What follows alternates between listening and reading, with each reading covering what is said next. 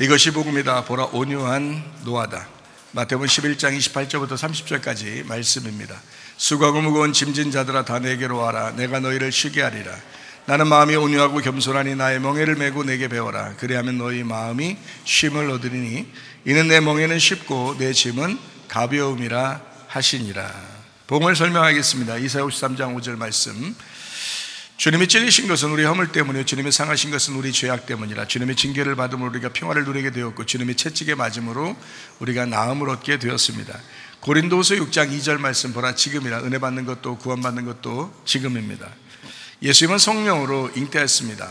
우리를 구원하기 위해서 오셨는데 침례받으실 때 우리의 모든 죄가 예수님에게 넘어가고, 예수님이 광야에서 세 가지 시험을 이기셨습니다. 그리고 3년 반 동안 아버지의 일을 충실히 하시다가 십자가 못 박혀 돌아가시면서 우리의 죽음까지도 다 해결해 주셨습니다. 예수님은 우리에게 구원자가 되시고 회복자가 되시고 치료자가 되십니다. 이름이 임마누엘이라 이렇게 됩니다. 그래서 우리와 영원히 함께 하겠다라고 말씀합니다. 사도행전 4장 12절 말씀이요, 다른 이로서는 구원을 받을 만한 다른 이름을 주신 적이 없다. 예수님만 우리의 구원자가 되신다라는 말씀이고요. 갈라디아서 2장 20절 말씀, 내 믿음 말고 예수의 믿음으로 살아야 된다. 그래야 변함이 없다라는 말입니다. 베드로전서 1장 9절 말씀, 믿음의 결론이 영혼의 구원을 받는 것이다. 영혼의 구원이라는 말은 우리의 삶의 구원을 의미합니다. 누가복음 12장 20절 말씀, 어리석은 사람은 영혼의 구원에 대해서 신경 쓰지 않는다. 이렇게 되어 있죠. 베드로전서 2장 25절 말씀이요, 영혼의 목자와 감독자가 되시는 예수님에게 우리가 돌아왔다. 그러니까 우리 영혼을 다스리려고 하고 영혼을 통치하시려고 하는 거죠. 우리 영혼을 주님이 나의 주인 되셔서 나를 통치하신다. 그리고 그분에게 내 모든 것을 이렇게 맡겨야 되겠다 하는 사람이 구원받은 사람입니다. 그렇지 않고 내 뜻대로 살아야 되겠다, 내 생각대로 살아야 되겠다는 사람은 솔직히 말하면 구원받은 사람은 아니죠. 예수님이 주인이 아니니까. 자기가 주인인 사람은 주인이 안 바뀌었잖아요. 그러면 구원받았다고 보기가 어렵죠. 그래서 영혼의 감독자가 되시고 목자가 되신 주님에게 우리가 돌아왔다. 이거를 구원이라고 합니다. 영혼의 구원. 베드로전서 4장 10절 말씀, 선한 청지같이 너희가 서로 봉사해야 된다라고 했는데요, 이거 우리 모든 가진 것들이 다 우리 것이 아니라 주님의 것이다 라고 하는 것을 인정하는 것입니다. 그게 구원이니까 그런 거예요. 잠언 3장 7절 말씀, 스스로 지혜롭게 여기지 말지어다. 여호와를 경외하며 악을 떠날지어다 라고 했습니다. 고린도전서 10장 12절 말씀, 선줄로 생각하는 자는 넘어질까 조심하라. 한 걸음이라도 전진해서 믿음이 앞으로 나가야 된다. 이런 말씀입니다. 성경은 머리, 목, 몸, 다리로 이루어졌습니다. 머리는 그리스도입니다. 하나님의 비밀인 그리스도를 믿고 우리가 구원받은 사람들은 이제 목이라는 침례와 세례를 통해서 그리스도의 비밀인 몸으로, 교회로 들어옵니다. 그리스도의 비밀이 교회니까 그 교회 안에서 우리가 교회 안에서 우리가 서로 공동체 생활하면서요, 서로 지체가 되고, 그리고 이제 이 건강하기 위해서 두 다리로 자꾸 움직여야 되는 거죠. 전도와 제자 훈련, 율법과 복음이라고 하는, 예배와 선교라고 하는 이런 말씀으로 계속 이렇게 움직여져야 하는 것입니다. 두 가지로 하는 거죠. 하나님의 나라는 말씀의 나라라고 합니다. 요한복음 1장 1절 말씀이죠. 말씀이 하나님이고요. 그래서 하나님의 나라는 말씀의 나라다라고 하는 것을 우리가 알아서 말씀을 잘 깨달아야 합니다. 창세기 2장 5절의 말씀에 보면 하나님이 우리를 예배할 사람, 농사 지을 사람들을 만들었다는 겁니다. 원래부터는 이 땅에 가정과 교회라고 하는 두 기관밖에 없었어요. 가정과 교회밖에. 하나님이 세우신 겁니다. 나머지 것들은 필요해서 이제 선택을 하라고 하는 것인데, 사람들이 그런 선택, 필수는 놓쳐버리고 선택을 붙잡고 있다가 이제 영혼이 멸망하는 사람들이 있습니다. 사실 선택보다 더 중요한 것은 필수거든요. 가정과 교회, 이게 필수예요. 그러니까 이 필수적인 부분에서 우리가 놓치지 말아야 됩니다. 하나님께서 세우신 거거든요. 가정도 하나님이 세우시고 교회도 하나님이 세우신 겁니다. 그렇기 때문에 이걸 먼저 놓치지 말아야 된다는 거예요. 가정과 교회에 충실해야 된다. 창세기 2장 7절 말씀에 인간을 만드시고 그 코에 생기를 불어넣어 주셨다. 인간을 그냥 만든 게 아니라 아주 그 고통 가운데 괴롭게 하고 이렇게 빚어서 만드신 하나님이다 라고 하는 것을 우리에게 말씀합니다. 그러니까 은혜 받았다라고 하면 율법 안으로 들어와야 되고, 율법 안에 들어와 있으면 다시 은혜를 추구하며 살아야 된다라는 그런 말씀입니다. 창세기 2장 8절 말씀은 에덴 동산에 두어서 우리를 예배하게 했습니다. 에덴 동산은 우리의 양심이고 우리의 가정이고 우리의 교회입니다. 여기에 함께 그 에덴 동산을 회복하는 사람들이 되셔야 합니다. 마태복음 13장의 19절부터 23절까지 말씀 보니까 길가밭이 있고요, 돌짝밭이 있고요, 가시밭이 있습니다. 이것을 다 제거하면 좋은 밭이 되는데 좋은 밭에는 100배, 60배, 30배의 결실을 맺게 된다라고 했습니다. 그러니까 마음의 밭이 중요한 거죠. 씨는 어차피 하나님의 말씀이니까. 그런데 이제 마음의 밭이 어떠냐에 따라서 그 씨가 농사가 잘 안 되는 사람들도 있다는 거죠. 그러니까 하나님 말씀이 여러분 속에 들어왔을 때 이것이 이제 결실을 맺을 수 있도록 여러분이 마음의 밭을 자꾸 갈아엎어, 이 갈아엎는 것을 예배라고 그러고요, 그걸 농사라고 그럽니다. 이해가 되시죠? 요한복음 4장 23절 24절 말씀, 그래서 예배를 드린다, 이걸 농사한다라고 그러는데요, 영과 진리의 예배를 드려야 된다. 하나님이 그렇게 예배하는 자를 찾으신다라고 되어 있습니다. 디모데전서 4장 5절 말씀과 기도로 거룩해진다라고 했습니다. 그러니까 말씀을 먼저 듣는 것이 시작이에요. 말씀 듣고 믿음이 생기면 구원을 받아요. 구원 받으면 예배를 드리게 되고, 예배 드리게 되면 하나님을 알게 됩니다. 하나님을 알게 되면 서로 사랑하게 돼 있다라고 하는 거죠. 하나님 사랑, 이웃 사랑, 서로 사랑을 깨닫게 된다라는 그런 말씀입니다. 요한복음 8장 32절 말씀에 진리를 알지니 진리가 너희를 자유롭게 하리라 라고 되어 있습니다.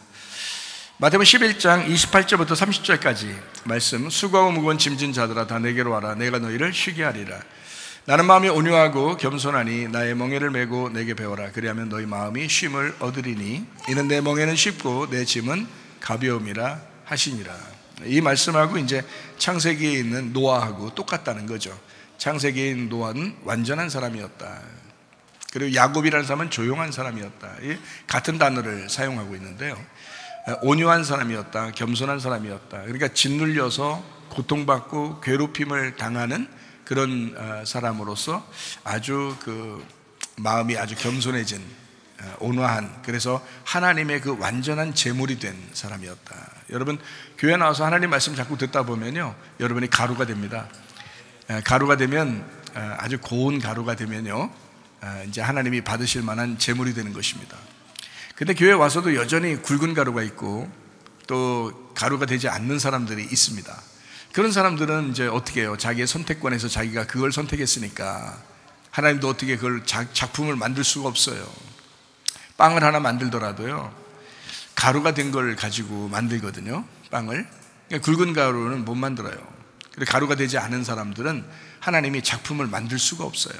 자기가 교만하고 자기가 주인이고 자기 뜻대로 사는데 어떻게 그걸 만들겠어요, 작품을.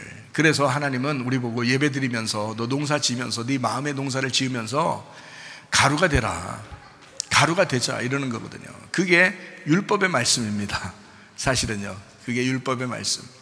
그래서 은혜를 받았으니, 은혜는 일방적으로 주님께서 주신 거니 네가 율법을 통해서 네 선택이 예수님이 주인 됐으면 좋겠다, 예수님의 뜻대로 살았으면 좋겠다, 네 뜻이 있고 네 생각이 있지만 그래도 너를 자꾸 이렇게 부셔나가면, 그러면 가루가 되면 하나님이 또 너에게 은혜를 베풀어서 하나님의 작품을 만들어 줄 것이다 라고 하는 것이 하나님의 말씀입니다. 제가 이렇게 말씀하는 것을 의도를 아시겠죠? 왜냐하면 사람들이 너무 방종하는 사람들이 많대요. 방종하는 사람들이 많아요. 구원받았다고 하면서 방종하는 사람들이 굉장히 많거든요. 그런 사람들에게 성경은 절대 그런 책이 아니다. 하나님의 말씀은 그렇게 호락호락하게 말씀을 쓴 것은 아니었다. 정말 아주 정확하게 사람들에게 이런 내용들을 쓴 것이다. 그래서 하나님의 목적, 하나님의 그 쓴 내용을 정확하게 알았으면 좋겠다 하는 것이 제가 이제 주의 사명을 가지고 말씀을 나누는 목적 이유입니다. 그러니까 여러분이 그 말씀을 잘 들으면, 하나님 말씀이 이렇게 되어 있구나, 그 순서가 이렇게 되어 있구나, 내용이 이런 식으로 되어 있구나 라고 하는 것을 깨닫게 되는 것입니다. 우리 이제 굵은 가루였다가 고운 가루가 된, 아주 그 교만했다가 겸손하게 된 사람 한 사람이 나오는데요, 사도행전 9장 9절 말씀 한번 보겠습니다. 사도행전 9장 9절 말씀에 보니까요, 사흘 동안 보지 못하고 먹지도 마시지도 아니하니라, 이렇게 되어 있습니다. 이게 무슨 말이냐면요, 사울이 예수님을 만나러 간 건 아니에요. 이 사울이라는 사람을 예수님이 찾아온 겁니다. 그렇죠? 예수님이 찾아왔어요. 사도행전 9장에 사울의 이제 회심에 대한 내용이 거기에 나와 있거든요. 그래서 사울을 하나님이 부르셔야 되겠는데, 이 사울이라는 사람을 부르는 그 장소, 그게 이제 사도행전 9장에 나와 있습니다. 우리가 사울을 가만히 생각하면서 좀 찾아보면서요, 사울이 하나님께서 이렇게 왜 불렀는가, 우리는 모르죠. 사울이 왜 하나님이 이렇게 부를 수밖에 없는 사람이 되었는가는 우리는 잘 모르죠. 근데 제가 이제 추측컨대 제가 생각하는 게, 뭔 생각하냐면, 사울이라는 사람은 교만했고 율법적이었고 사람을 죽일 정도로 그런 사람이었는데, 근데 마음은 굉장히 괴로운 사람이었구나라는 것을 제가 짐작을 하게 됩니다. 왜냐하면 성경은 율법 안에 있는 사람들을 분명히 예수님이 찾아와서 만나거든요. 율법에 있는 사람들을 예수님이 찾아와서 만나는데, 한 사람도 빠짐없이 율법에 있어서 이렇게 그냥 가만히 있는 걸 찾아오는 게 아니라 고통받는 자들을 예수님이 찾아와서 구원하거든요. 그게 성경의 규칙이기 때문에 사울이라는 사람도 분명히 고통 가운데 있었다라고 하는 것을 우리가 알 수가 있습니다. 그러니까 사울이라는 사람은 그냥 어영부영 그냥 교회 생활하고 어영부영 이렇게 한 사람이 아니었던 거죠. 아주 철저한 사람이었습니다. 철저한 율법주의자. 근데 그게 자기를 구원하거나 은혜를 주거나 완벽하게 하지 못하거든요. 율법은 은혜 가운데 인도하는 건데, 은혜라는 아주 사랑, 은혜라는 평화, 은혜라는 안식, 이런 게 없거든요. 율법은. 그러니까 은혜라는 예수님을 만나야 그게 찾아오는 거거든요. 그래서 율법에 찌들어서 죽어버리면 그때 찾아오는 거예요. 그러니까 그렇게 이제 된 그런 상태에 있는 사람을 사울이라 그러는 거예요. 제가 이제 그렇게 짐작하고 있는 것이 맞는 거죠. 왜냐하면 성경의 규칙상, 이게 성경은 울타리가 있고 규칙이 있잖아요. 그 규칙상 그런 고통 가운데 있는 사람, 다시 말하면 그렇게 힘들어하고 괴로워하는 사람들을 분명히 예수님이 찾아와서 만나게 돼 있어요. 자기가 하나님을 찾으러 가는 게 아니고요, 하나님이 찾아오는 사람들이 있어요. 그런 사람들은 틀림없이 다 괴로운 사람들입니다. 그러니까 사울이라는 사람도 괴로운 사람이었다라고 하는 것을 우리가 짐작하죠. 자, 사도행전 9장 5절 말씀을 한번 보겠습니다. 대답하되 주여 누구십니까? 이르시되 나는 네가 박해하는 예수다. 이렇게 얘기해요. 네가 박해하는 예수다. 거기에 나는 네가 박해하는 예수다 할 때 이 박해하는 이란 단어가 디오코라는 단어입니다. 이 디오코라는 단어가요, 잘 모르고 도망치면서 열심히 섬긴다라는 단어예요. 이 단어가요. 그러니까 이 디오코라는 단어, 다시 말하면 예수님이 사울을 볼 때 뭐라고 표현했냐면, 너 사울은 너는 네가 잘 모르면서 도망치면서, 그러니까 하나님하고 가까이 있지 못하고 하나님 마음을 잘 모르는 거죠. 하나님 마음을 모르고 네가 잘 모르면서 열심히 한다는 거예요. 그거를 이제 주님께서는 뭐라고 표현했냐면, 네가 나를 박해하고 있다라고 한 거예요. 너 무지하게 열심히 하는구나. 너 무지하게 열심히 하는데 하나님 마음을 몰라. 하나님 마음은 모르는데 무지하게 열심히 해. 그거는 그 하나님을, 주님을 박해하는 것이다 라고 성경은 이야기하는 거거든요. 자, 그러니까 이 소리를 듣고서요, 그 음성을 듣고 사울이라는 사람이 사흘 동안 보지 못했다라고 나옵니다. 보지 못했다는 말은 눈이 감겼다는 얘기고요, 눈이 떠 있는데 안 보인다는 얘기고요, 죽었다는 얘기거든요. 어둠 가운데 들어갔다는 얘기입니다. 무덤에 들어갔다, 이런 의미예요. 그러니까 죽은 거예요. 그 음성을 듣고 주님을 만나니까, 태양보다 더 큰 빛을 만나니까 눈이 멀어버리면서 죽어버린 거예요. 자기는 자기 눈을 뜨고 열심히 사는 줄 알았는데, 예수님을 만나보니까 자기가 자기 눈으로 보는 것이 다 어두워진 거예요. 내가 보는 게 아니었구나. 이건 진짜 보는 게 아니었구나. 마치 제가 회개하기 전에 말씀을 그래도 굉장히 많이 아는 줄 알고, 회개하기 전에요, 저 솔직히 말해서요, 전국을 다니면서 부흥회 다닌 사람입니다. 제가 그 젊은 나이에. 그런데요, 예수님을 다시 만났어요. 다시 만나가지고 회개했거든요. 회개하고 난 다음에는 다른 데 지금 가는 게 중요한 게 아니라 내 자신을 돌아보고 우리 교회를 돌아보고 주님 생각하는 데도 시간이 많지 않아요. 그러니까 완전히 눈이 바뀐 거예요. 옛날에 내가 그렇게 아는 척하고 그래도 내가 성경을 좀 많이 알지 않았는가, 내가 공부도 많이 한 사람이니까, 그래도 신학교도 몇 개씩 공부하고 나는 그래도 외국도 나가서 공부도 하고 그랬으니까 나는 그래도 괜찮은 사람 아닌가라고, 많이 배운 사람일 거야, 나는 그래도 많이 알 거야 라고 생각하고 설교하고 그랬던, 그 부흥회도 다니고 막 그랬잖아요. 근데 내가 예수님을 다시 만나고 보니까요, 세상에 내가 진짜 무지하고, 이제까지 내가 내 눈을 뜬 것은 눈 뜬 게 아니었구나, 이게 눈 감고 다녔었던 거구나, 이게 진짜 얼마나 어리석은가, 나 나름대로 열심히 했던 그것이 하나님을 모르고 열심히 했던 거구나, 이게 내가 예수를 핍박한 거였구나 라는 것을 제가 깨달았어요. 그래서 회개하고 난 다음에 은혜 받고서요, 저는 뭐 어디 가는 것도 중요하다고 생각하지 아니하고, 또 뭘 하는 것도 중요하게 생각하지 아니하고, 내가 하나님과 관계가 어떤가, 내 마음이 하나님과 가까이 있는가, 하나님 마음을 내가 이해하고 있는가, 요거에 굉장히 관심이 많습니다. 저는요, 은혜 받고 나니까 그렇더라고요. 눈이 달라지더라고요. 그러니까 보는 눈이 달라져요. 성경을 보는 눈이, 똑같은 성경이었는데, 그때도 이 성경책을 보고 있었는데 이 성경을 보는 눈이 달라져요. 이해가 돼요. 성경이, 마음이 이해가 되고, 하나님 마음이 이해가 되고, 나를 발견하게 되고, 창세기부터 요한계시록까지 뭐 좀 눈 뜬 것처럼 보게 돼요. 옛날에는 그렇게 이 부분이 좀 헷갈리고 이 부분이 헷갈리고 이렇게 좀 뭔가 잘 모르겠고 막 이런 것도 많았는데, 지금은 그렇지가 않아요. 어렵지가 않고, 성경이 어렵지가 않고 쉽고 이렇게 돼요. 울타리를 다 알게 되고 틀을 알게 되고, 그러니까 벗어나지 않고, 주님 안에서 벗어나지 않고 이렇게 말씀을 좀 깨닫게 된 거거든요. 사울이 그랬어요. 예수님 만나고 나니까 빛을 보고서 자기가 눈이 멀어버렸어요. 자기가 어둠이라는 걸 깨달았어요. 자기가 죽은 자였구나라는 걸 깨달았어요. 그러니까 자기 혼자 뭣도 모르고 열심히 한 거예요. 저것도 모르고 진짜 열심히 한 거예요. 그러니까 예수님은 그게 나를 핍박하는 거야 라고 예수님이 말씀하신 거예요. 디오코, 네가 기어코 디오코 하는구나, 이렇게 되는 거예요. 네가 나를 드디어 박해하는구나. 야, 너 진짜 뭣도 모르더니, 모르면 가만히 있어. 모르면 가만히 있어야 되는데 뭘 열심히 한 거예요. 우리 교회에서 여러분 성경 잘 모르면 가만히 있으라 그러잖아요. 그냥 여러분 말씀이나 듣고 가만히 있으라 그러잖아요. 예? 뭘 하려고 하지 말라고 그러잖아요. 제가. 왜냐하면 그게, 그 열심히 하나님을 위해서 산다는 그게 오히려 하나님을 박해하는 거다. 하나님 말씀이나 더 많이 알아라, 말씀을 더 많이 깨달아라, 그게 중요한 거다, 이렇게 말씀을 나누잖아요. 그래서 일방적으로 이제 하나님 주님께서 만나 주시죠. 그걸 은혜라고 그럽니다. 그때 눈을 감았어요. 죽은 자처럼 됐어요. 사흘 동안. 이렇게 되면 이제 율법으로 들어가는 것입니다. 이제 어둠 가운데 들어가는 것입니다.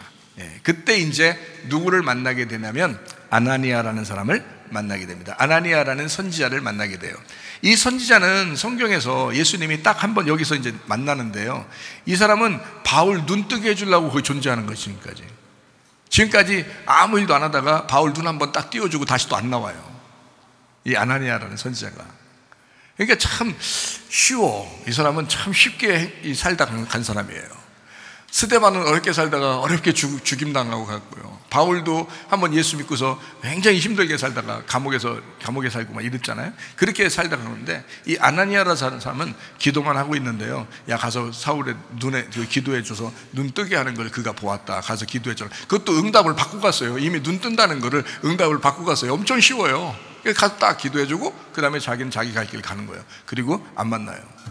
한 번 딱 하나님 앞에 쓰임받는 아나니아를 만납니다. 안수해서 성령 충만하라고 합니다. 그래서 사울이 성령 충만하게 되고요, 이 아나니아는 솔직히 사울이라는 사람이 무서웠어요. 그래서 하나님, 무섭지 않습니까? 제가 다 많은 사람들 죽이고 온다는 그 사울을 내가 이거 가서 만나면 되겠습니까? 라고 의아해하고 그랬거든요. 좀 어떻게 할까 고민하고 그랬는데, 아니다, 내가 이방인을 위해서 택한 나의 그릇이니까 가서 기도해줘라. 그래서 자세하게 응답을 합니다. 네가 기도할 때 그가 눈을 뜨게 될 것이고, 이런 걸 다 알려주고 보냅니다. 그러니까 예수님이 굉장히 친절하신 분이죠. 아주 카인드하신 분입니다. 그렇게 친절하게 다 설명해주고 가서 기도해주라. 그러니까 얼마나 쉬워요. 긴가민가 하다가 이제, 근데 순종하는 거죠. 아나니아가 가라 그러니까 가는 겁니다. 그러니까 그렇게 순종하는 사람이니까 또 기도하다가 또 주님 만나고 그러는 거죠. 하나님이 그런 사람을 쓰시는 겁니다. 여러분 골방에서 혼자 기도할 때, 교회 와서 혼자 기도할 때 하나님이 여러분을 기억하실 것입니다. 여러분의 모습을 하나님이 보신다고요. 하나님이 다 보고 있다고요. 아나니아가 혼자 골방에서 기도하고 있을 때 하나님은 그를 다 보고 있었다고요. 다른 사람은 모르죠. 아나니아가 어떤 사람인지. 예전에 나타난 적이 없고 사울 한번 기도해주고 나서 그 다음 또 안 나타나니까 누군지 모르죠. 그러나 여기에 한번 기록된 이 아나니아는 하나님께서 인정하는 사람이었다. 하나님이 그 중요한 순간에 그 사람을 통해서 바울의 눈을 뜨게 만들어주는 놀라운 역사의 한 페이지를 쓰는 사람이었다. 그러니까 여러분 기도하는 사람은 하나님이 쓰십니다. 기도하는 사람은 하나님이 사랑하십니다. 자, 이 사울이라는 사람, 사도행전 9장 4절 말씀해 보니까 이르되 땅에 엎드러져 들음에 소리가 있어 이르시되 사울아 사울아 네가 어찌하여 나를 박해하느냐 라고 그랬습니다. 원래 사울이라는 사람은 스데반을 죽였습니다. 그리고 또 주님을 이제 믿는 사람들, 그러니까 이렇게 막 죽이러 이제 다니려고 그렇게 한 사람이었거든요. 예수님을 핍박해 본 적도 없고, 사울은 예수님을 만나본 적도 없고, 사울은 예수님에 대해서 모르는데 예수님이 말씀하시기를 야 네가 왜 나를 핍박하느냐 이렇게 얘기하는 거예요. 사울이 들을 때 얼마나 황당하겠어요. 자기는 예수를 당신 누굽니까? 내가 당신을 모르는데 내가 왜 당신 핍박했다고 합니까? 이렇게 얘기하는 거죠. 지금 사울은 누구 죽이고 가는 거예요? 스데반 죽이고 가는 거예요. 그러니까 이게 무슨 말이냐면 사울은 스데반을 죽였는데 예수님은 그 스데반을 죽인 게 나를 죽인 거야 라고 얘기한다는 거죠. 다시 말하면 이런 거죠. 주님의 사명자들이 있습니다. 여러분 사명자를 우습게 생각하지 말아야 돼요. 왜냐하면 주님은 그 사명자를 통해서 교회를 세우시거든요. 그 사명자를 통해서. 사명자는 뭐 하는 사람이냐면요, 예수님의 일을 대신하는 사람이에요. 스데반이라는 사람도 예수님의 일을 대신하는 사람이라고요. 그 집사님입니다. 올바른 집사님이죠. 그러니까 여러분 진짜 일꾼, 진짜 집사님 되셔야 돼. 여러분이 그 사명자, 그 일꾼, 그 사람은 하나님의 일을 대신하는 사람이기 때문에 하나님이 관심을 가져요. 그 사람이 죽으면 자기가 죽었다고 하고요, 그 사람 핍박하면 자기를 핍박했다고 이렇게 말합니다. 예수님이 그렇게 말씀했잖아요. 스데반을 핍박하고 돌아오는데 사울한테 네가 왜 나를 핍박하냐 그래요. 이해가 되십니까? 스데반이라고 하는 이 사명자, 그 일꾼, 그 집사는 예수님이었다라고 예수님이 주장하는 거예요. 그 스데반은 스데반이 아니라 사람이 아니다, 나다, 그 주장하는 거예요. 여러분 교회 사명자가 그렇습니다. 주님을 진짜 알고 주님의 일을 하는 사람들 굉장히 중요한 거죠. 여러분 도구에 우리는 도구입니다. 잘 생각해 봐요. 빵을 만들 때 여러분 빵에 반죽하는 반죽 기계가 있습니다. 그리고 빵을 이제 만들면 밀가루도 필요하죠, 물도 필요하죠. 그 다음에 이제 이거를 반죽하죠. 그 다음에 효모도 필요합니다. 그 다음에 오븐이라고 하는 게 있어요. 오븐. 5분 동안 하라는 얘기가 아닙니다. 오븐에다가 빵 이제 밀가루 집어 넣잖아요. 그럼 빵이 이제 다 부풀어서 이제 나오는 그 기계가 오븐 기계잖아요. 어떤 데는 이제 뭐 가마솥으로도 하고요, 어떤 데는 이제 그 굴을 파서 이렇게 막 불 떼서 이렇게 하기도 하고 그러잖아요. 자, 그러면 반죽 기계가 있고요, 또 오븐 기계가 있고요. 이렇게 그 빵을 만들 때 그 빵쟁이, 그러니까 빵을 만드는 사람이 이렇게 쓰는 도구가 있다고 얘기죠. 그럼 그 도구가 없으면요 빵을 못 만들어요. 힘들어요. 그러니까 분명히 우리 예수님은 빵쟁이인데 우리 사명자라고 하는 일꾼이라는 집사라고 하는 목사라고 하는 사명자를 반드시 그 도구를 사용하신다고요. 근데 그 도구가 없어지잖아요. 빵쟁이가 엄청 당황합니다. 반죽기계가 없다든지 오븐이 없다든지 밀가루가 없다든지 물이 없다든지 하면요 굉장히 당황합니다. 여러분 어떻게 빵을 만들어내겠어요? 못 만들어내죠. 그렇죠? 그러니까 일꾼이라고 하는, 주님의 일꾼이라고 하는 것은 예수님이 이건 나야, 이 도구는 나야, 빵쟁이로서는 빵을 만드는 그 도구들이 자기란 말이에요. 그만큼 귀한 거라고. 다른 걸 쓸 수 없잖아요. 그 도구를 쓸 수밖에 없다는 거예요. 그러니까 주님도 우리 교회를 위해서는 그 교회에 필요한 사명자를 두십니다. 그 사명자를 통해서 일을 하는 거예요. 그러니까 사명자가 죽잖아요. 사명자가 핍박당하잖아요. 그러면 주님은 내가 죽었다. 그래서 주님이 받아주시고 그 영혼을 받는 겁니다. 그리고 그 스데반이 핍박당하면 주님이 내가 핍박당했다, 내가 박해를 당했다 라고 말씀하시는 거거든요. 성경을 아시겠죠? 그러니까 여러분이 어떤 일꾼이 되겠느냐, 여러분이 진짜 주님의 마음을 알아들이는 그런 일꾼들 되시기를 바랍니다. 스데반이 그리스도와 하나 된 주님의 몸이었던 것을 알게 되는 순간 아마 전율이 왔을 겁니다. 사울이라고 하는 사람은 그냥 스데반 하나를 죽였다고 생각했을지 모르지만 깜짝 놀랐을 거예요. 아니, 세상에 내가 죽인 스데반이 메시아, 저 빛이라는 분인가? 저 그리스도라는 분인가? 얼마나 놀랬겠어요. 그토록 성경에서, 구약 성경에서 예언되어 왔던 그 메시아가 막 나타나 버린 겁니다. 그러면서 그 메시아가 하는 말이 네가 나를 핍박했다. 이건 뭐 놀랄 노짜죠. 완전 놀래 자빠질 일이죠. 진짜 얼마나 놀랬으면 눈 감고 쓰러져 3일 동안 있었겠어요. 얼마나 놀랬으면. 그 정도로 사울이 놀란 거예요. 이게 하나님의 역사. 자, 교회를 박해하면 예수님께서 고통을 받으십니다. 왜 교회를 박해하면 예수님께서 고통을 받으시냐면 디오코기 때문에 고통받는다. 왜 고통받냐? 디오코기 때문에. 박해한다. 여러분, 교회를 박해하면은 주님께서 자기를 박해한다고 생각하거든요. 박해한다. 이 박해한다는 말이 뭐라고요? 잘 모르고 도망치면서 열심히 섬긴다. 교회에서 그런 사람들이 뭐 한두입니까? 성경 알려고 하진 않아요, 사람들이요. 그냥 대충 설교 한번 듣고 그냥 집에 가면 끝이고, 교회를 사랑하는 것이 무엇인지 잘 몰라요. 한마디로 말하면 잘 모르고 도망치면서 열심히 하면 뭘 되는 줄 알아요. 그거 아닙니다.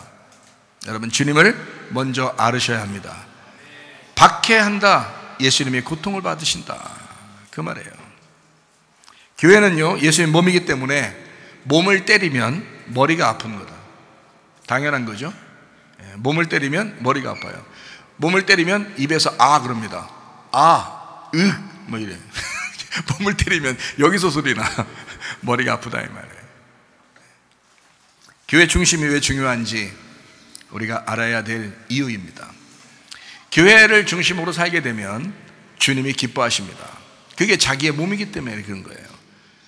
그 몸에 마사지를 싹 해드리면요 머리가 시원하다 그렇게 하는 거예요.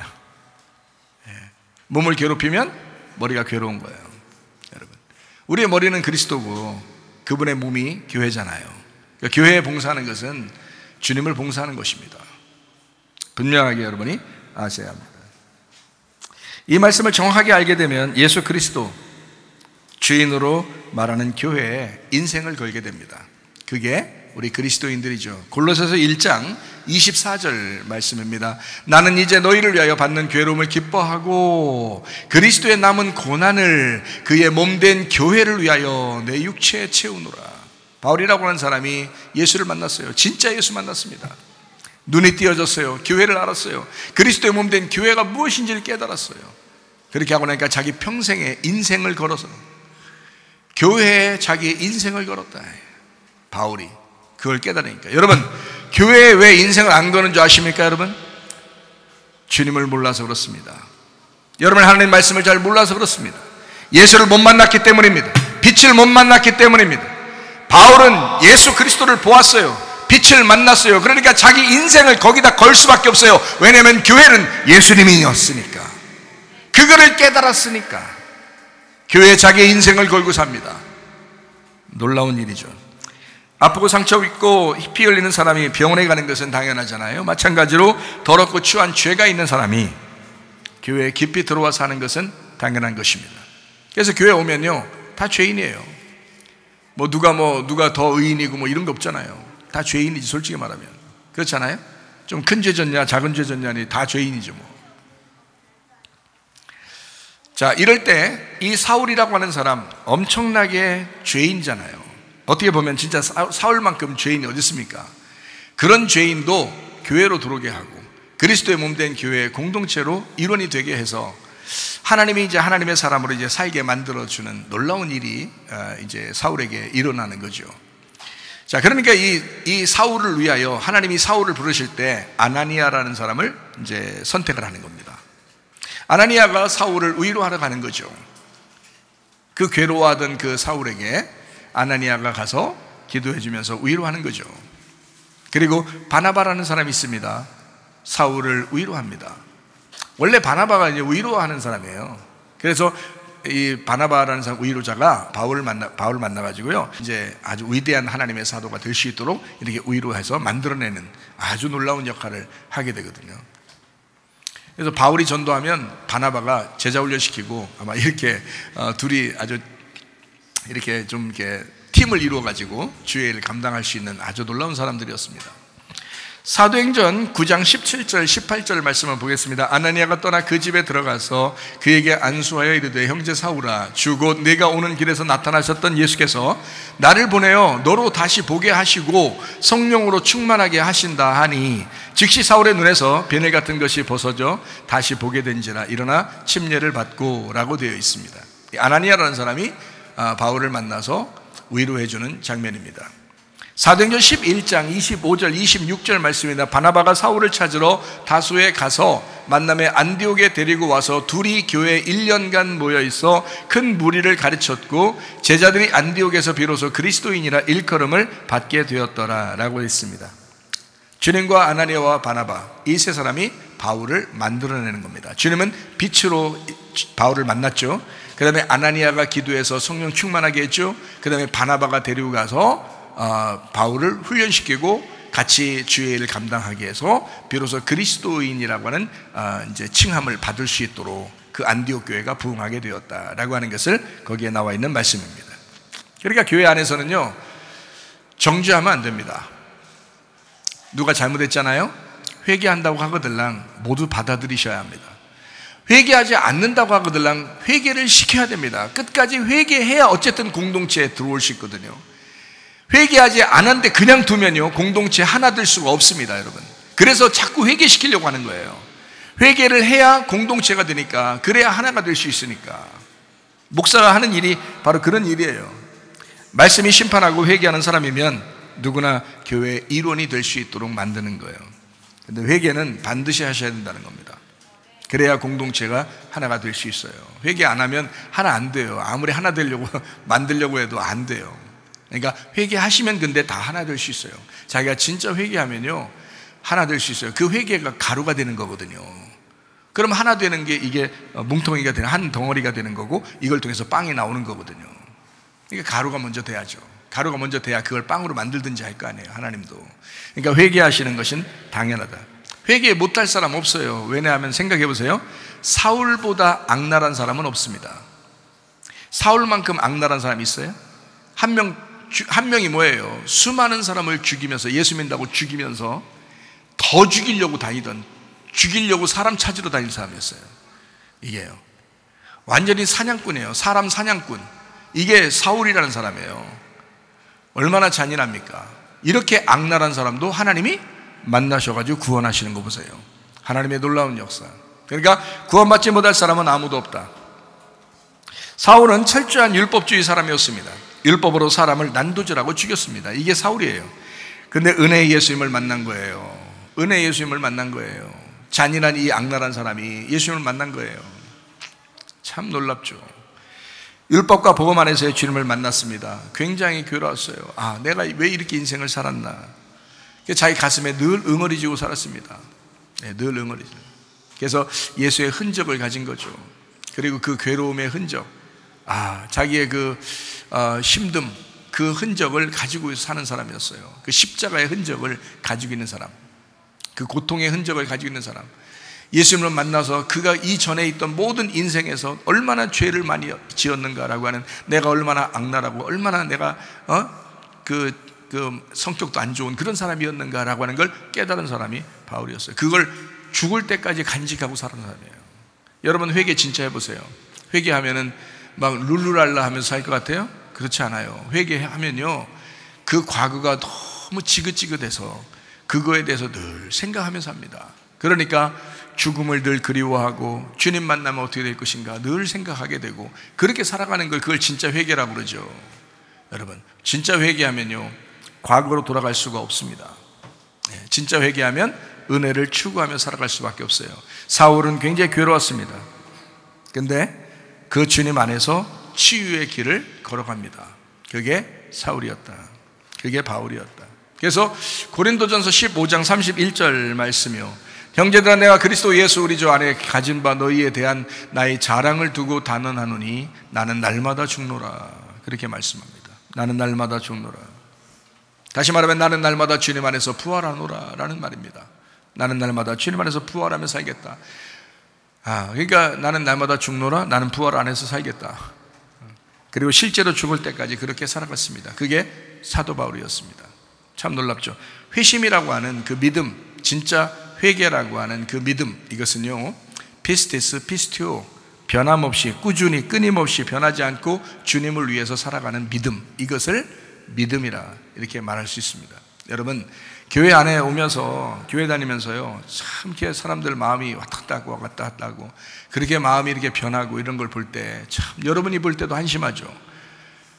정말 주님이 볼 때 여러분 그 사람들 보면 어떻게 생각했어요? 불쌍하게 여깁니다. 그 사람도 구원받아야 할 사람이니까 불쌍하게 볼 것입니다. 그러니까 이 말씀을 듣는 사람들은 회개하셔야 합니다. 우리는 믿음의 은혜가 무엇인지 알았어요. 에베소서 2장 8절 말씀입니다. 너희는 그 은혜에 의하여 믿음으로 말미암아 구원을 받았으니 이것은 너희에게서 난 것이 아니오 하나님의 선물이라. 은혜를 믿음으로 받아들이고 구원받았다라는 말씀입니다. 에베소 2장 9절 말씀 뭐라고 하냐면 행위에서 난 것이 아닌 누구든지 자랑하지 못하게 하랍니다. 행위로 구원받지 않았다라는 말입니다. 에베소 2장 10절 말씀입니다. 우리는 그가 만드신 바라 그리스도 예수 안에서 선한 일을 위하여 지으심을 받은 자니 이 일은 하나님이 전에 예비하사 우리로 그 가운데서 행하게 하려 하심이라. 은혜 받은 안에서 행하도록 그렇게 만드는 것이다 라는 그런 말입니다. 선한 하나님의 일을 창조의 작품이 되게 만들었다라는 말입니다. 하나님의 선한 일, 창조의 작품으로 만들어 나가고 있는 그 일을 동참하게 하셨다라는 말입니다. 은혜 받는 사람은요, 은혜 받은 사람 말씀을 알아가고 싶을 겁니다. 반드시 은혜 받은 사람들은 말씀을 알고 싶을 겁니다. 율법의 말씀이 얼마나 잔인하게 나를 죄인 만드는지 알게 될 것입니다. 그래서 하나님 말씀을 들을 때 여러분 가슴이 콩닥콩닥 뛰고 가슴이 막 찔리고 이런 것은 당연한 것입니다. 내가 말씀대로 살아야 되는데, 내가 말씀대로 살아야 되는데 라고 하는 것은 당연한 거예요. 그건 진짜 은혜 받은 사람, 그 구원받은 사람들만 가질 수 있는 독특한 특징이죠. 그러니까 진짜 은혜 받은 사람들은 그 말씀에 의하여 자기가 죄인임을 자꾸 깨닫는 것입니다. 예수님이 율법에서 어떻게 돌아가셨는지 깊이 고민하게 될 것입니다. 은혜 받은 사람이요, 인생을 함부로 살 수 없는 이유입니다.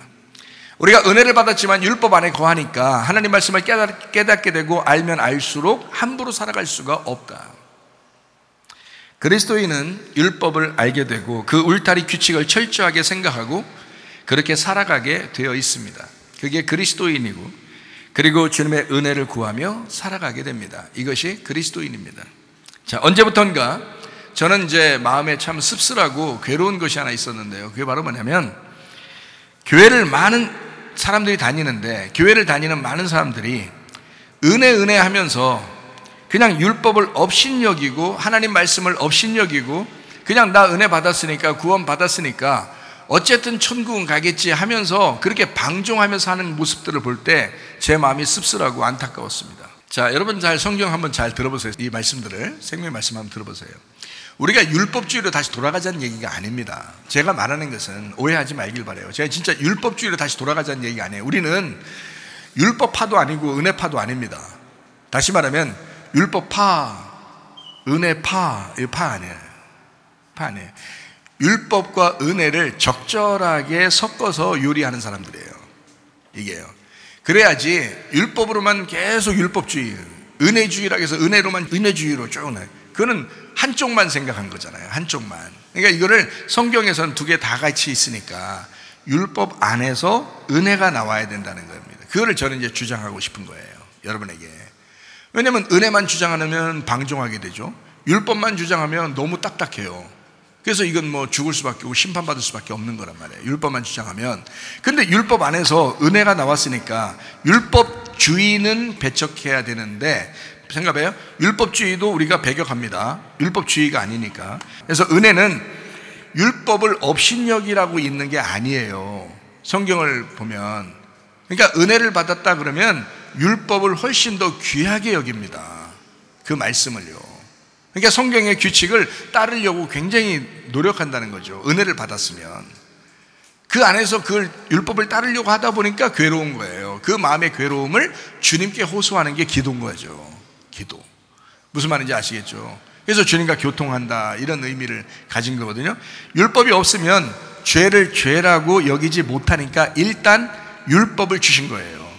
죄인이 돼야 은혜가 오잖아요. 죄인이 돼야 은혜가 필요하니까 일단 죄인을 만들어야 되니까 율법이 온 거예요.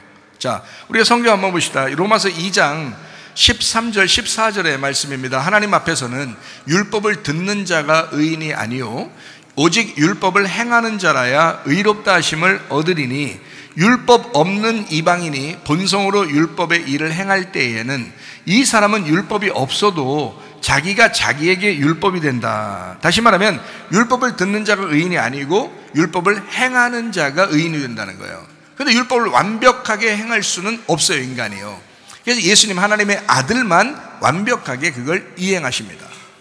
그 완벽. 그래서 완벽한 예수 그리스도와 그 율법 안에서 죽음으로써 완전하게 된 거예요. 죽음으로써 그 제물됐단 말이에요. 완전하게.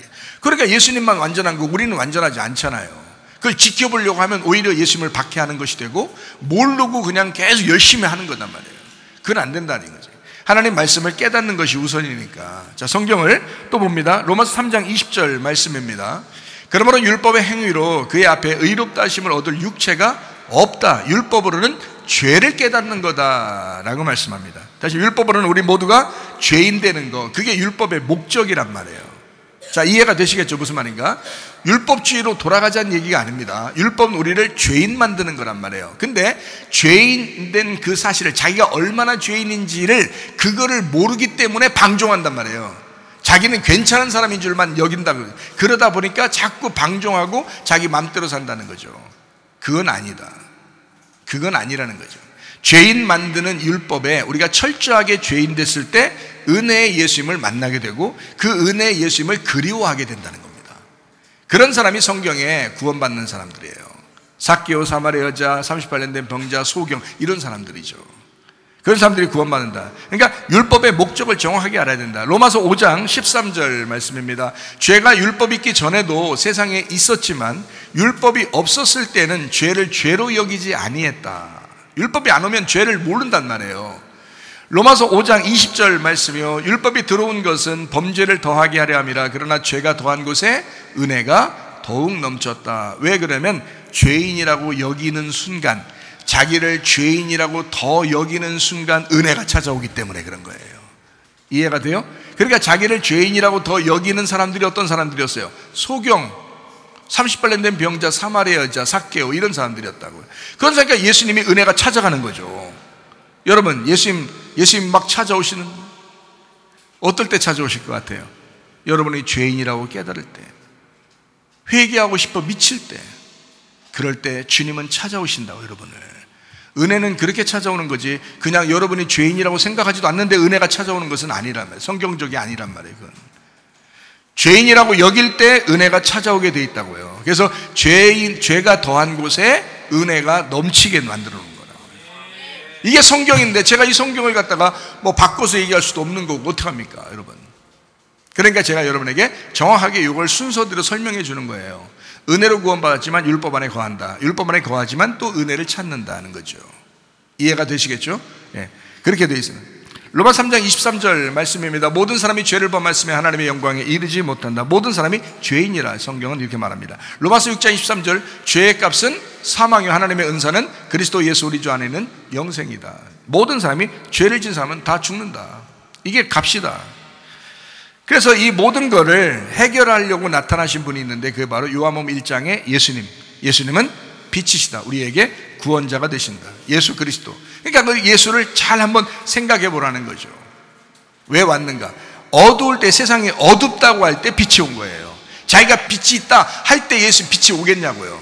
내가 어둡다 할 때 그때 어두운 곳에 주님이 찾아가시고 어둡다고 할 때 빛이 찾아오는 거죠. 그래야 그 구원이 진짜인 거지. 자, 여러분, 교회에서 방종할 수 있습니까? 없어요. 여러분 뭐가 이렇게 잘났습니까? 여러분 어둠인데, 여러분이 어둠일수록 빛이 찾아오게 돼요. 근데 어둠을 모르고 지가 빛인 줄 아는 거예요. 그게 바리새인들이었습니다. 바리새인들은요, 자기가 빛인 줄 알아요. 자기가 교만하면서 막 자기는 괜찮은 사람인 줄 알아요. 여러분 우리 교회 나왔으니까 말씀 좀 듣고 예배 좀 드렸으니까 여러분 굉장히 괜찮은 사람 같습니까? 그렇지 않아요. 우리는 율법으로 비추어 볼 때 굉장히 모난 사람들이고 죄인이고 잘못된 사람들이에요.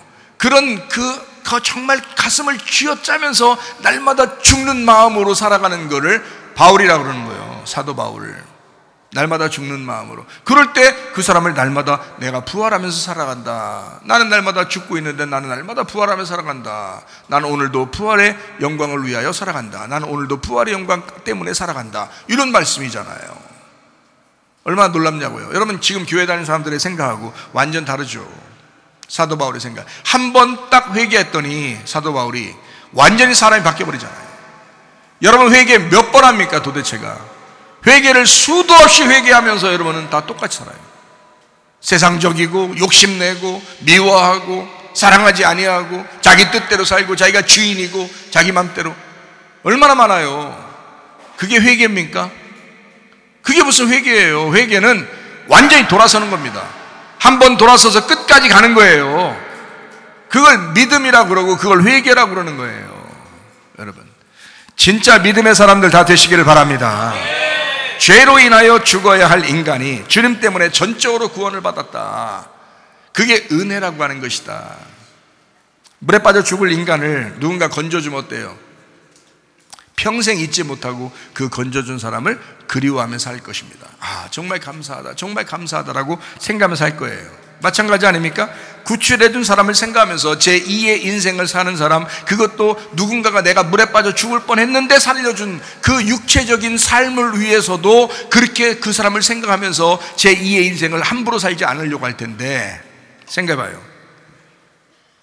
나를 구원하신, 나의 영혼을 구원해 주신 예수님, 나를 영원히 생명을 주시는 그 예수님을 위하여 그 예수님을 날마다 생각하는 것은 당연한 거 아니냐 이거예요. 그 예수님을 날마다 그리워하고 생각하며 감사하며 생활하는 것은 당연한 것이다. 우리의 영혼을 구원하신 분인데, 근데 안 보인다고요? 안 보인다고 함부로 대합니다. 교회를 함부로 대하고 예수님을 함부로 대하고 말씀을 함부로 대합니다. 그래서는 안 되는 거예요. 철저하게 주님 중심의 사람, 교회 중심의 사람, 말씀 중심의 사람으로 살다가 주님 만나시기를 바랍니다. 네. 율법을 생각하고 살아가면서 동시에 주님의 은혜를 생각하고 살아가는 것이 바로 은혜주의라고 합니다.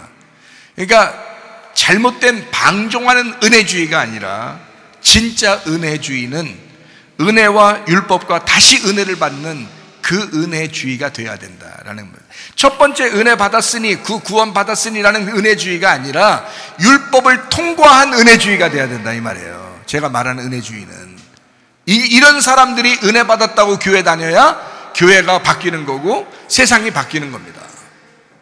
진짜 구원받은 사람, 진짜 회개한 사람이잖아요. 그게 가짜 회개해놓고 처음에 은혜 받았으니 구원 받았으니 예수님이 날려 죽으셨다고 하니까 내가 구원 받았대, 나는 믿습니다, 마음으로 믿고 입으로 고백하면 구원 받는데요 라고 하고서 그냥 그대로 율법 상관없이 율법 통과하지도 않고 그냥 은혜 하면서 살아가니까 대충 살아가는 거 아닙니까? 교회에서도 안 된다고, 그렇게 하면 안 된다고.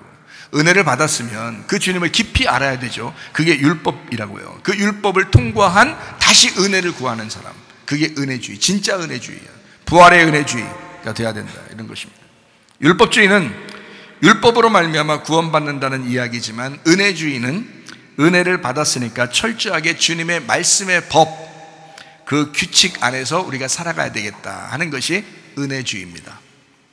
그러니까 율법주의로 돌아가지 말고 은혜주의가 되셔야 합니다. 근데 이 은혜주의는 첫 번째 애굽에서의 은혜주의가 아니라 가나안 땅의 은혜주의예요. 광야를 통과한 가나안 땅의 은혜주의가 돼야 된다 하는 얘기입니다. 자, 이해가 되시죠? 제가 무슨 말씀하는지 이해가 되십니다. 그리스도인이 세상 사람과 달라야 하고 또 정말 진짜 다른 이유입니다, 이게. 그러니까 진짜 다를 수밖에 없죠, 그죠? 그렇게 하면 다를 수밖에 없죠. 근데 세상 사람들이, 여러분 교회 다니는 사람들을 볼 때 뭐예요? 똑같아. 교회 다니는 사람 다 똑같이 뭘 이렇게 합니다. 진짜 그거 비웃는 얘기인데요, 그런 소리 우리 교회 사람들은 듣지 말으셔야 됩니다. 똑같다고? 이러면서 싸우지도 말고 그렇게 해서도 안 돼. 진짜 은혜 받은 사람으로서 그럴 수 있죠. 진짜 다 웃으면서 그럴 수 있겠죠. 그렇지만 진짜 은혜 받은 사람들을 못 만나서 그래요. 당신이 진짜 은혜 받은 사람 못 만나서 그래요. 누군데요? 그런 사람이 있는데 나 못 봤는데 앞에 있잖아요. 그렇게 얘기할 줄 알아야지. 그게 우리 교회 사람들이 되셔야지. 그래요. 목사도 그렇게 살려고 그러고 여러분도 그렇게 한번 살아보려고 하고 그래야 되겠죠. 진짜 은혜 받은 사람들. 그래서 우리가 은혜 받으면요, 은혜로 모여서 예배하죠. 요한복음 4장 23절 24절의 말씀입니다. 하나님이 예배하는 자를 찾으신다 그랬고요, 영과 진리로 예배하는 자를 하나님이 이제 찾으신다라고 되어 있습니다. 하나님은 영이시니까 예배하는 자가 영과 진리로. 그래서 이제 모여서 예배합니다. 말씀을 깨달아야 되니까 말씀을 이해해야 되잖아요. 하나님이 우리의 왕이시다라는 걸 알잖아요. 그러면 이제 로마서 12장에 보면 이제 흩어져서 너희의 삶이 또 예배가 돼야 된다. 그 말씀의 삶이 예배가 돼야 된다라고 로마서 12장에 말하죠. 그러니까 모여서도 예배, 흩어져서도 예배. 자, 사도행전 9장 3절 말씀. 사울이라는 사람이 빛을 만났습니다.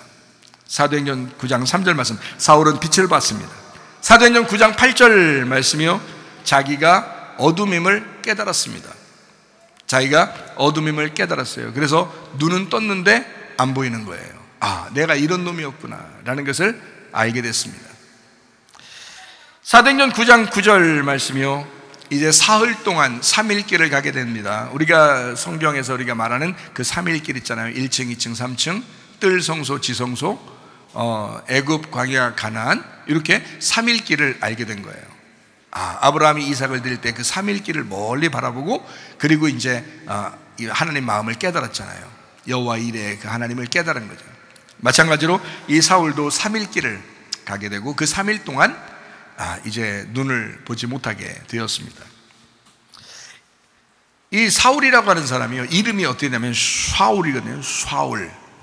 사울이라는 이름이 샤울인데요, 이 샤울이라는 이름이 뭐냐면 요청하여 묻고 간구한 바 된 이름이에요. 이 말이 무슨 말이에요? 여러분, 구약성경에 보면 이스라엘의 첫 번째 왕이 있어요. 누구예요? 사울이죠. 그 샤울입니다. 그 사울의 이름이, 지금 여기 사도 바울은 원래 이름이 사울이에요. 그러니까 그 사울 왕이 훌륭했던 왕이기 때문에 그 이름을 딴 사람들이 많았어요. 그래서 이 사울이라는 사람이 베냐민 지파인데요, 사람들이 왕을 달라고 준 왕이 사울이라는 왕이에요.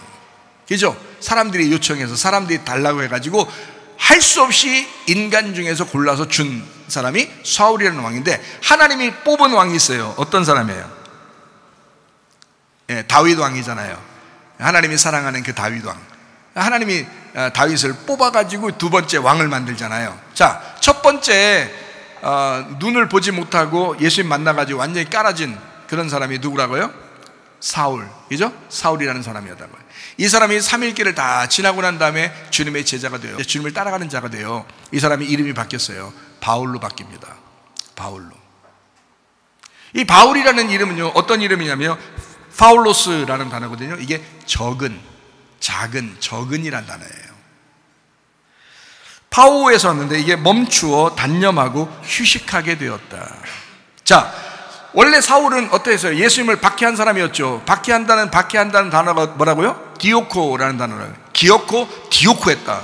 이 디오코라는 사람이었는데, 이 디오코가 뭐라고요? 어떤 거라고요?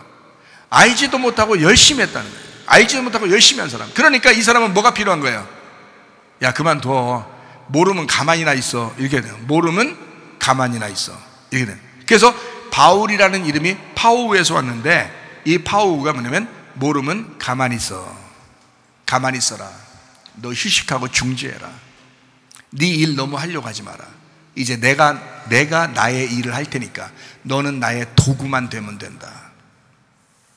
바울로 바뀌었습니다.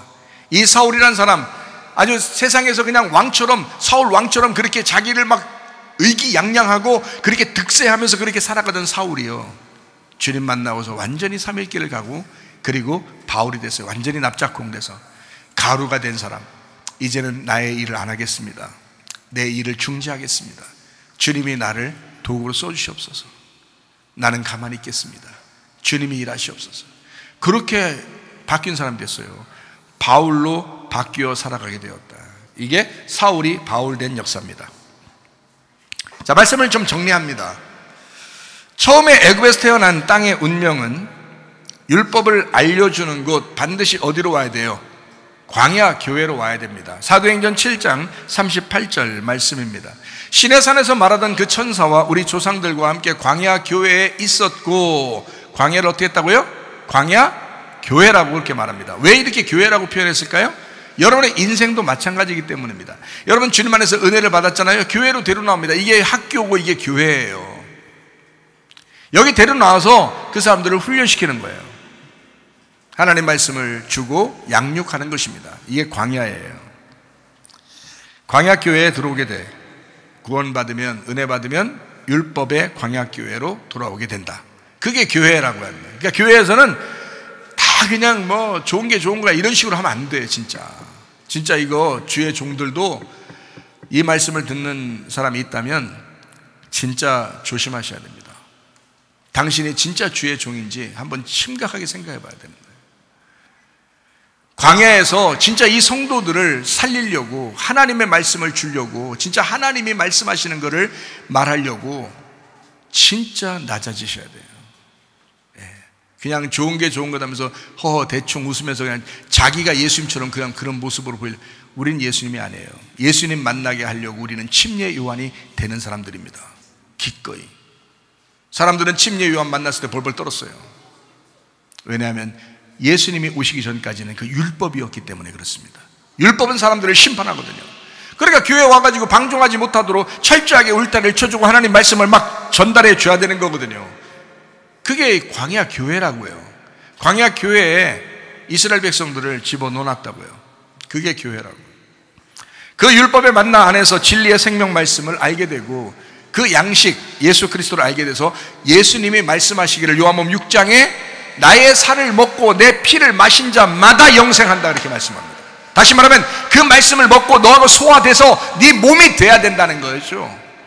예수 그리스도를, 그 진리를 먹고 네가 소화돼서 같이 하나가 돼야 된다. 광야길을 제대로 된 믿음으로 통과하게 되면 요단강을 건너게 돼요. 요단강 건너가 만날이 뭐 이런 말도 있죠. 죽음입니다. 광야를 제대로 통과하면 다 죽어야 되는 거예요.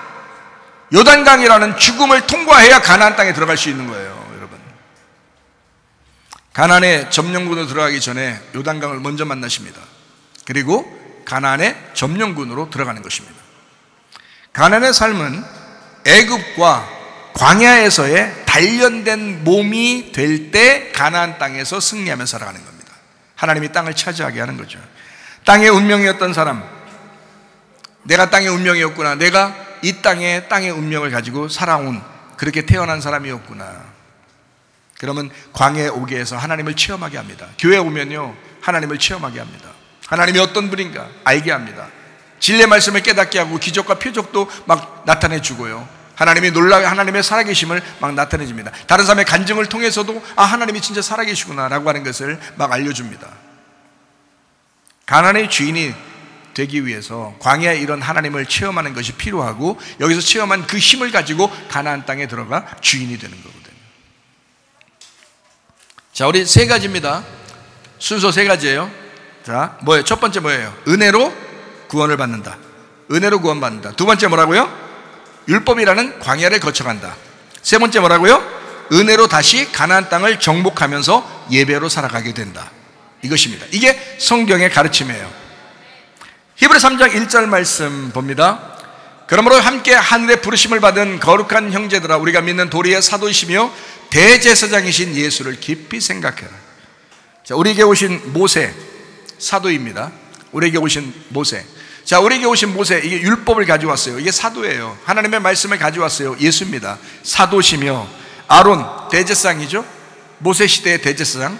예수님은 사도이시며 말씀을 가지고 하늘에서 이 땅에 내려오신 사도이시며, 그리고 대제사장이 되신 예수님, 그리고 자기의 몸을 제물로 드리신 예수님. 아, 놀라운 예수님입니다. 사도시며 대제사장이신 예수를 깊이 생각해라 이렇게 말씀합니다. 율법과 은혜가 예수 그리스도 한 분으로 완성된다는 얘기입니다. 율법과 은혜를 다 완성시키신, 율법과 은혜가 되시는 예수님이시다 이런 말입니다. 그것을 깨달아야 된다라는 말이죠. 자, 마태복음 11장 29절 말씀 읽고 마치도록 하겠습니다. 나는 마음이 온유하고 겸손하니 나의 멍에를 메고 내게 배워라. 그리하면 너희 마음이 쉼을 얻는다. 진정한 그리스도인이 되시길 바랍니다. 우리는 방종하는 사람들이 아닙니다. 은혜 하면서 방종하는 그런 사람들은 그리스도인이 아닙니다. 진짜 그리스도인은 은혜가 무엇인지 알고 예배하는 사람이 되어야 합니다. 진짜 예배드리다가 주님 만나시기를 바랍니다. 하나님 아버지 사랑과 은혜를 감사합니다. 아버지 주의 뜻대로 살다가 주님 만나게 도와주시옵소서. 은혜 받았다고 하지만 하나님의 말씀을 그 규칙대로 살려고 하는, 그래서 그 안에서 다시 은혜를 구하며 그 은혜 안에 살아가는 주의 사람들이 되게 하옵소서. 하나님 주님의 뜻이 무엇인지 분별하고 그 뜻 안에서 살다가 주님 만나게 하옵소서. 예수님 귀하신 이름 받들어 기도 올리옵나이다. 아멘. 주님 감사합니다. 우리 하나님 아버지 함께 하시고 사랑하심을 믿습니다. 우리 하나님 도와주옵소서.